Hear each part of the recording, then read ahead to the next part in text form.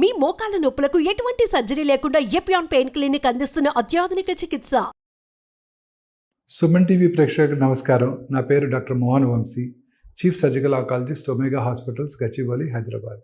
South ఇండియాలో దక్షిణ భారతదేశంలో అత్యధికంగా కనబడే క్యాన్సర్ స్త్రీలలో ఈ గర్భసంచి ముఖద్వార క్యాన్సర్ అండి. ఈ గర్భసంచి ముఖద్వార క్యాన్సర్ లేదా సర్విక్స్ క్యాన్సర్ అంటాము. ఈ సర్వైకల్ క్యాన్సర్ ఈ మన కోస్టల్ ఏరియాస్లో ఆంధ్రప్రదేశ్, తమిళనాడు, ఒరిస్సా తీర ప్రాంతాల్లో హ్యూమిడ్ ఎన్విరాన్మెంట్లో human papillomatous virus HPV virus ఎక్కువగా వ్యాప్తి చెంది ఈ సర్వైకల్ క్యాన్సర్ అవడానికి దోహదం చేస్తుంది అనమాట. ఈ సర్వైకల్ అంటే it's a cause and effect relation. Human papilloma virus HPV virus infection వల్ల సర్వైకల్ క్యాన్సర్ వస్తుందని సైంటిస్టులు ఖచ్చితంగా నిర్ధారణ చేశారు. ఈ repeated attacks human papillomatous virus HPV virus infection వల్ల ఈ క్యాన్సర్లు వస్తుంటాయి అన్నమాట. మామూలుగా మనకి వైరల్ ఇన్ఫెక్షన్ వచ్చింది అనుకోండి, ఏం చేస్తాం? బాడీలో ఆటోమేటిక్గా ఇమ్యూనిటీ డెవలప్ అవుతుంది. లైక్ కరోనా ఒకసారి కరోనా ఇన్ఫెక్షన్ వచ్చేస్తే మనకి వెంటనే ఇమ్యూనిటీ డెవలప్ అవుతుంది. రెండోసారి కరోనా వచ్చినప్పుడు మనం ప్రొటెక్ట్ చేస్తుంది. ఈ హెచ్పివి వైరస్ ఎంత స్మార్ట్ వైరస్ అంటే ఇది ఆ గర్భసంచి ముఖద్వార సెల్స్ లోపల ఉంటుంది. లోపల ఉండటం వలన బాడీ యొక్క ఇమ్యూన్ మెకానిజమ్స్కి అది కనబడదు. అంటే బాడీ తన ఇమ్యూన్ మెకానిజమ్స్ని ఆ వైరస్కి అగెన్స్ట్గా పెంచలేదన్నమాట. సో ప్రతిసారి ఇన్ఫెక్షన్ వచ్చినప్పుడల్లా ఆ ఇంట్రా సెల్యులర్గా ఉంటుంది వైరస్. ఆ తర్వాత ఇమ్యూనిటీ డెవలప్ అవ్వదు. సో రిపీటెడ్ వైరల్ ఇన్ఫెక్షన్స్ వలన ఆ సర్వైకల్ ఎపిథీలియం క్యాన్సర్గా మారుతుంది. సో ఇది కామనెస్ట్ కాదు.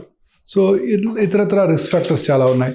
Generally people belonging to poorer sections of the society, పేదవాళ్ళలో ఈ హైజీన్ అంటే పీరియడ్స్ టైంలో పరిశుభ్రత పాటించకపోవటం వలన వీళ్ళలో ఈ క్యాన్సర్ వచ్చే అవకాశాలు ఎక్కువగా ఉంటాయి. వైరస్ ఎక్కువగా వ్యాప్తి చెంది, అలాగే పిల్లలు ఎక్కువగా ఉంటేను, తర్వాత ఇదే కాకుండా కొన్ని రకాల డ్రగ్స్ అంటే ప్యూబర్టీ టైమ్స్లో కొన్ని హార్మోన్ డ్రగ్స్ తీసుకునే వాళ్ళు కూడా ఇది కామన్గా చూస్తుంటాం.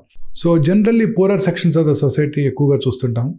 సో అందువల్ల చాలాసార్లు లేట్ స్టేజెస్లోనే వీటిని కనుక్కోవడం జరుగుతుంటుంది. ఈ సిమ్టమ్స్ కూడా చాలా సింపుల్గా ఉంటాయండి. చాలామంది అశ్రద్ధ చేస్తారు. అంటే వైట్ డిశ్చార్జ్, అది చాలా కామన్గా స్త్రీల్లో చూస్తుంటాం. వైట్ డిశ్చార్జు, అలాగే బ్లడ్తో కూడిన డిశ్చార్జు. చాలాసార్లు ఇది పెయిన్లెస్గా ఉండటంతో చాలామంది స్త్రీలు నెగ్లెక్ట్ చేస్తుంటారు. ఈ సిమ్టమ్ని చాలా కామన్గా చూస్తుంటారు, చాలా కామన్గా తగ్గిపోతుంది అని అశ్రద్ధ చేస్తుంటారు. అందుకే చాలామంది లేట్ స్టేజెస్లోనే ఈ క్యాన్సర్తో డయాగ్నోస్ చేయబడతారు. లో గ్రేడ్ అబ్డామినల్ పెయిన్, కింద పొట్టలో పెయిన్, పీరియడ్స్ టైంలో బ్లీడింగ్ ఎక్కువ అవటం, పోస్ట్ కాయిటల్ బ్లీడింగ్, భర్తతో చేరిన తర్వాత బ్లీడింగ్ అవటం, ఇవన్నీ కూడా ఈ సర్వైకల్ క్యాన్సర్ లక్షణాలు.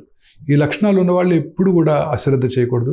వెంటనే వారి పక్కనే ఉన్న లేడీ డాక్టర్ దగ్గరికి వెళ్ళి ఒకసారి పరీక్ష చేయించుకున్నట్టయితే క్లినికల్ ఎగ్జామినేషన్లోనే లేడీ డాక్టర్ అది క్యాన్సరా కాదా ఈజీగా గుర్తించవచ్చు. ఎందుకంటే యాక్సెసిబుల్ క్లినికల్ ఎగ్జామినేషన్. అదే కాకుండా ఈ క్యాన్సర్కి ఇప్పుడు స్క్రీనింగ్ అందుబాటులోకి వచ్చింది అండ్ ప్రివెన్షన్ కూడా అందుబాటులోకి వచ్చింది. ప్రివెన్షన్ అంటే రెండు రకాలుగా, primary prevention, secondary prevention. Primary prevention అంటే హెచ్పివి వైరస్కి మనకి ఇప్పుడు వ్యాక్సిన్ అందుబాటులోకి వచ్చింది. ఇన్ఫ్యాక్ట్ ఈ సంవత్సరం బడ్జెట్లో దానికి ప్రొవిజన్ కూడా చేయబోతున్నారు. మన మొత్తం భారతదేశంలో ఉన్న యంగర్ విమెన్, ఆడపిల్లలందరికీ కూడా ఈ వ్యాక్సిన్ గవర్నమెంటే అందజేస్తుందని గత పార్లమెంట్ మీటింగ్లో ఫైనాన్స్ మినిస్టర్ గారు ప్రపోజ్ చేశారు కూడా. ఈ వ్యాక్సిన్ ఇప్పుడు ఇండియాలో కూడా తయారు చేయడం జరుగుతుంది. తద్వారా మనకి తక్కువ కాస్ట్లో అందుబాటులోకి వస్తుంది. ఈ వ్యాక్సిన్ ఇవ్వటం వల్ల ఈ క్యాన్సర్ని మనం స్మాల్ పాక్స్ని, పోలియోని ఎట్లా ఎరాడికేట్ చేసామో ఈ క్యాన్సర్ని కూడా పూర్తిగా ఎరాడికేట్ చేయడానికి అవకాశం ఉంది. యాజ్ సచ్ ఈ క్యాన్సర్ ఇన్సిడెన్స్ తగ్గుతోంది. భారతదేశంలో 2010లో 150,000 మంది ఈ క్యాన్సర్ బారిన పడినట్టయితే 2022లో ఓన్లీ 62,000 మంది ఈ క్యాన్సర్ బారిన పడ్డారు. At the same time breast cancer incidence ర్యాపిడ్గా పెరిగిపోతుంది. సో సెకండరీ ప్రివెన్షన్ ఏంటంటే ఈ క్యాన్సర్కి ప్రొలాంగ్డ్ ప్రీ క్యాన్సరస్ ఫేజ్ ఉంది.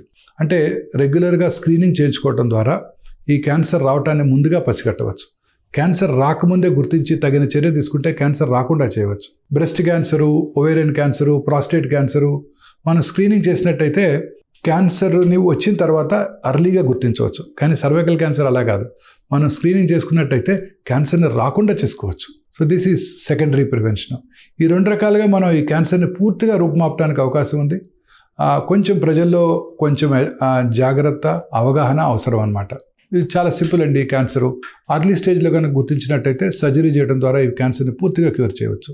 లేట్ స్టేజ్ 2B, 3 and 4లో గుర్తించినా కూడా రేడియేషన్, కీమోథెరపీ ద్వారా ఈ క్యాన్సర్కి గుడ్ లైఫ్ ఇవ్వడానికి అవకాశం ఉంటుంది. ఈ సర్జరీ కూడా ఇంతకు ముందుగా పెద్దగా కోత కోసి సర్జరీ చేయడం జరిగేది. ఇప్పుడు చక్కగా మినిమల్లీ ఇన్వేజివ్ పద్ధతిలో, అంటే కీహోల్ పద్ధతిలో ఈ సర్జరీ చేయడం ద్వారా చాలా ఈజీగా పేషెంట్కి ఎటువంటి ఇబ్బంది లేకుండా తొందరగా రికవర్ అయ్యేటట్టు చేసే అవకాశం ఏర్పడింది. అంటే ఈ కీహోల్ పద్ధతిలో చేసినప్పుడు దాన్నే లాప్రోస్కోపిక్ సర్జరీ అని కూడా అంటాం.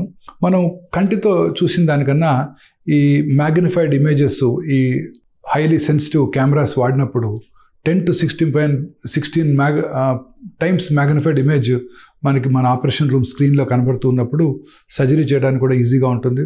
క్యాన్సర్ వచ్చిన భాగము అది ఎక్కడికైతే పాకటానికి అవకాశం ఉందో లింఫ్ గ్లాండ్స్ అన్నీ కూడా చాలా యాక్యురేట్గా ఐడెంటిఫై చేయడానికి కూడా అవకాశం ఏర్పడింది. తర్వాత పోస్ట్ ఆపరేటివ్ కాంప్లికేషన్స్ కూడా పూర్తిగా తగ్గడానికి కూడా అవకాశం ఏర్పడింది.